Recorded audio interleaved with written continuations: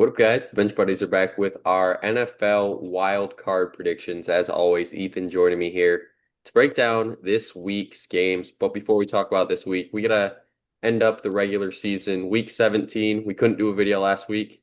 I was under the weather. Not good talking voice, so it wouldn't work out there. But Ethan, I got you in week 17 by one game. And, I closed the gap a little bit there for you for four games, but in week 18, the more relevant week for seeding wise, playoff, you got me back again. So it's a 5 game deficit I have heading into the playoffs. Yeah, Zach, you sound a lot better. I'm glad you're doing better, man. Um, as for our NFL Week 18, it was kind of a boring week after after your Saturday games, which Tampa Bay, that was a big surprise. We both took Tampa Bay. They could not get the division. They could not win this game, and then obviously Atlanta beating New Orleans sent Carolina to the playoffs. Seattle looked really good Saturday night. Niners couldn't score against that defense. Um, I don't know. Well, who would you say the front runner for MVP is Well, it's between Stafford and Drake May, of course, for sure? but I think they're going to give it to Drake May, but I think Stafford deserves it. That's fair. I think they're going to give it to Stafford, but I think they both deserve it, honestly. But it's a hard debate. But But realistically, if it wasn't a quarterback award, I'd give it to Myles Garrett. yeah, that's fair.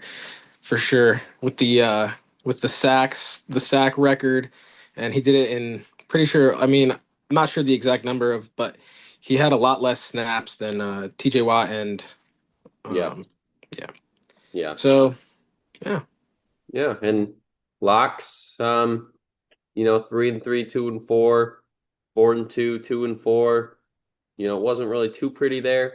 For us, we're just still 500 ever since our two insanely hot weeks Mhm. in the beginning of December. So that brings us to the wild card weekend, and we're both tied here, 61 and 47 for our locks on the year. So pretty good, above 60% for the year.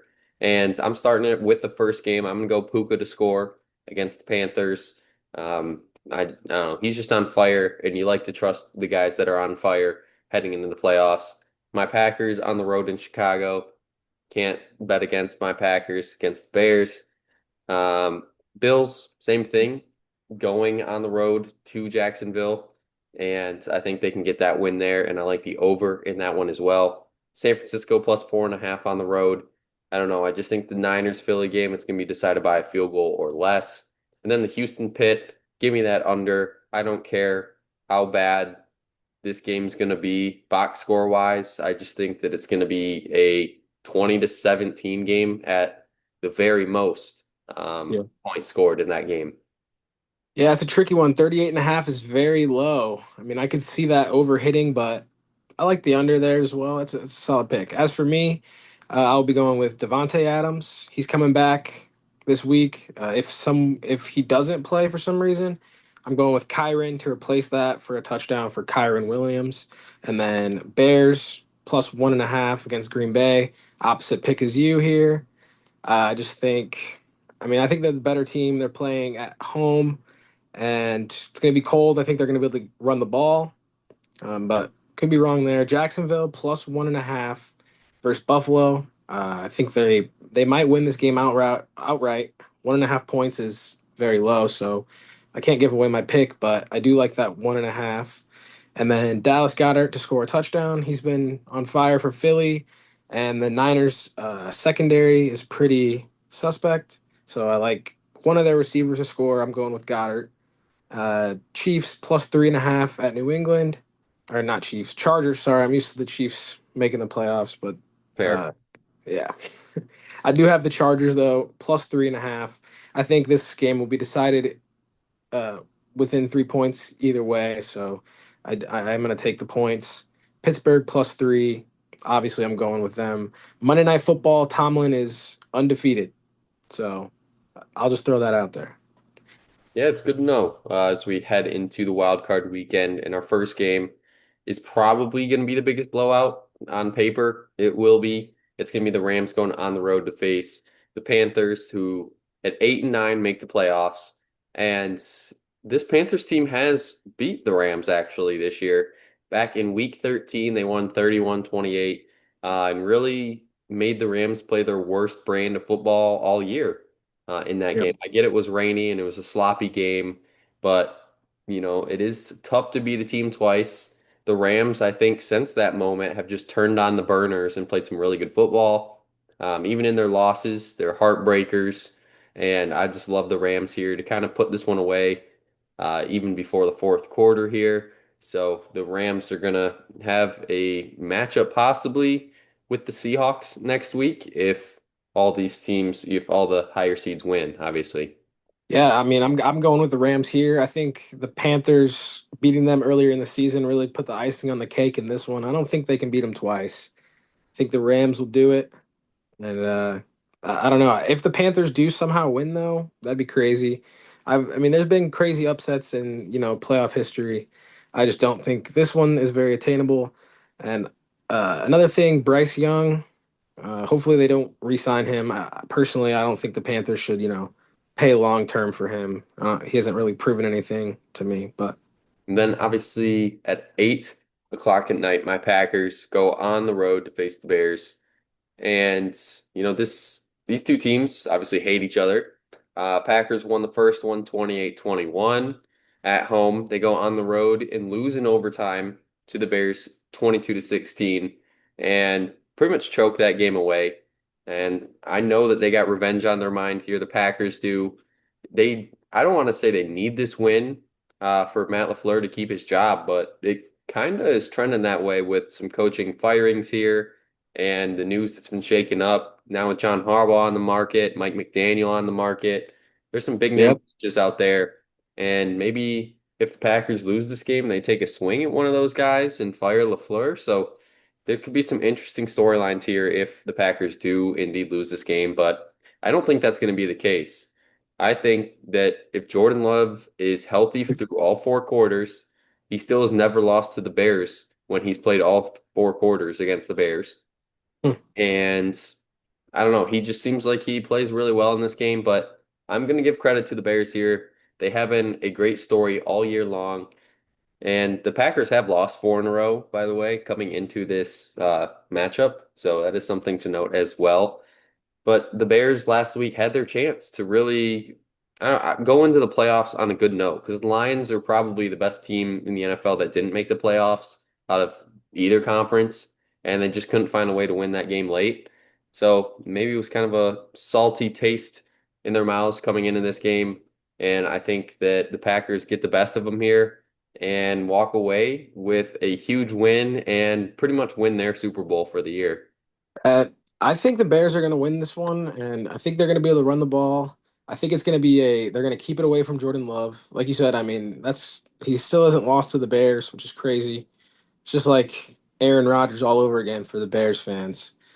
But I think this is where the tides will turn. Ben Johnson at the head coach position for the Bears has been awesome for Caleb Williams. But the Bears like to sleepwalk, in the first half, and I think they will here. I think it's going to be a very low scoring game. Um, but a good season for the Packers. I think if they had Micah Parsons, this would be in my opinion, would be totally different. I'd probably be taking the Packers. But I think this is the Bears year. This is it for the Bears, man. Then moving to Sunday on CBS, it's the Bills and Jaguars, and a great matchup here. I think possibly one of the most underrated matchups in the wild card weekend. And I'm going with the Bills here on the road, strictly on the fact because if not this year for the Bills to win the Super Bowl or at least get to the Super Bowl, I really don't think they're ever going to do it. Uh, no Lamar Jackson, no Joe Burrow, and no Patrick Mahomes in your way. So the table's there to run the table and no, obviously no pun intended with the Bills fans, the table. But I don't know. I just got that feeling that, the Bills somehow, some way, if they win, it's one of those things where don't let them win the first one because if you let them win this game, that Bills don't care who they play next round. They don't care who they have to get to, have to beat to get to the Super Bowl at this point. They'll go through anybody and go anywhere to get those wins. So if you're the Jaguars, you got to knock this team out early and then really kind of help everyone else along the way. Yeah, I mean, I think this is going to be the best game of the whole slate. I'm really excited for it. I mean, with Josh Allen, like all the things that you said, they're going to be hungry this week.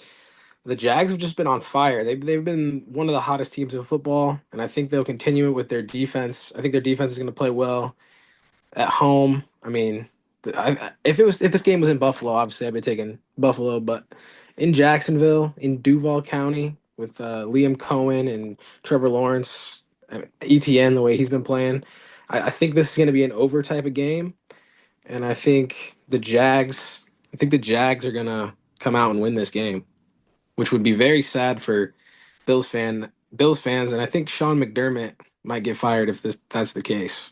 Yeah, the moving to 4:30. This game is on Fox. It's Niners, Eagles. Feels like we get this matchup now every year in the playoffs, no matter what their seeds are. I'm going with the Niners here on the road. I just think that they're more trustworthy right now than this Eagles offense. I mean, the offense has been atrocious for the Eagles these last few weeks. When they play the Raiders or Commanders, this offense struggles. They beat the Bills 13-12 and they didn't do anything, but the defense showed up in that one. And then since then, I mean, you have to kind of go all the way back to the end of October is when they destroyed the Giants 38-20. Since then, they haven't had a win over 20 points over a team over 500. So if this Eagles team is going to win this game, it's going to be a 16-14 kind of ugly game. But I think if the Niners can put a touchdown on the board early and have the lead with that touchdown, I think this one might be over pretty early, and the Niners just kind of keep it rolling. I'm going with the Eagles here. I think the defensive line is going to eat up. I don't think the Niners are going to be able to score very much in this game, and the Eagles. I just think like this is a great matchup for the Eagles. I feel like they're playing at home. It's going to be loud. And I mean, somehow with all the bad things that have happened this year for the Eagles, they're 11-6 and they won their division, hosting a playoff game. And I don't like the Eagles. I don't like the Niners either, but I don't like the Eagles. You know, Steelers fans forever. But my freaking cat just jumped on my leg. The I do think the Eagles, like I was saying, I think they're gonna win it. And there's a lot of like I think the Eagles, if they lose this game, Nick Sirianni could be fired as well with all these new head coaching jobs opening. Um, but yeah, uh, that's my analysis for this one. Eagles are gonna win this one though. And then to wrap up Sunday night, it's the Chargers, Patriots. I'm going with Drake May and Patriots because this team has been so dominant all year. 14-3. I think they are going to beat the Chargers here in a very close game. I'm liking the rushing yards over for both these quarterbacks because I think someone's going to have to be more mobile than the other in this one because these defensive lines are pretty good and they can get you off platform. And I think it's going to be a matter of who can make the better off-platform throws in this matchup, and I think that's going to be Drake May. He's going to find Stephon Diggs early and often, and stopping Hunter Henry in the red zone, I think, can be a real problem for this Chargers defense. So with that, obviously, give me the Patriots here in a close one at home. Give me the Patriots as well. I think it's gonna be a close one. Like I said, I mean, I took the Chargers plus 3.5.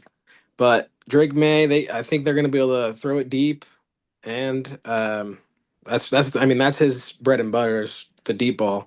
So I think he's going to be able to showcase that. I will say though, I mean if this game is close, which I think it will be, the Chargers definitely have a shot. They definitely have a shot to win this one. Uh, the Patriots O line is, pretty, or the Chargers O line is pretty shaky, but the Patriots defensive line, isn't very good. So I think it's a pretty good matchup for the Chargers. I think both these teams are gonna score points, but I'm gonna take the Patriots in a real close one. And then Monday night, Texans, Steelers, and I'm taking the team with the better defense in this one. I know Aaron Rodgers in the playoffs is hard to bet against, no matter what team he's playing for, but this Houston Texans team is on a 9-game winning streak. It doesn't matter who they're playing, they're gonna limit you under 20 points, it feels like, besides last week, because the game didn't really matter for them um, in the, against the Colts. But I mean, in on this winning streak, besides the first game where they beat the Jaguars 36 to 29, they haven't allowed an opponent more than 21 points in a game. So yeah, this defense is legit, and this offense seems like they're slowly figuring it out over that time, over that 9 game winning streak. They've really put it together. Nico Collins should be fully healthy in this one. Obviously, sat out last week as well. And I just think it's going to come down to the running game for both sides. If the Texans can figure it out early, get Woody Mark some good carries, 5, 6 yards a carry early and often, I think that's going to be more than enough to set up that play action pass and take some deep chances against this weak Steelers secondary. Yeah, I mean, I think if you're betting this game, you got to go Houston -3. But like I said earlier, Mike Tomlin on Monday Night Football. I mean, the Steelers defense is playing better, and they got TJ Watt back. So I think it's going to be a defensive game, like you said, with the under. Uh, but I'm giving the slight edge to the Steelers in the non-biased pick. No, it's pretty biased. I think if I wasn't a Steelers fan, I'd be taking the Texans. But I mean, the Texans defense is loaded, and they've been playing amazing. They're the hottest team in football. But I mean, it's the playoffs. Anything can happen. I would not rule the Steelers out in this game. CJ Stroud and the offense have a lot of trouble scoring in the red zone. So if they can hold them to field goals, this game definitely is up for grabs with Aaron Rodgers, playing smart football and not taking sacks. So And that's all we got for you this week on our video. Check back sometime later this week to see our playoff bracket as well, as we'll be throwing those out there on who we think is going to win the Super Bowl. But until next time, the Bench Buddies are out.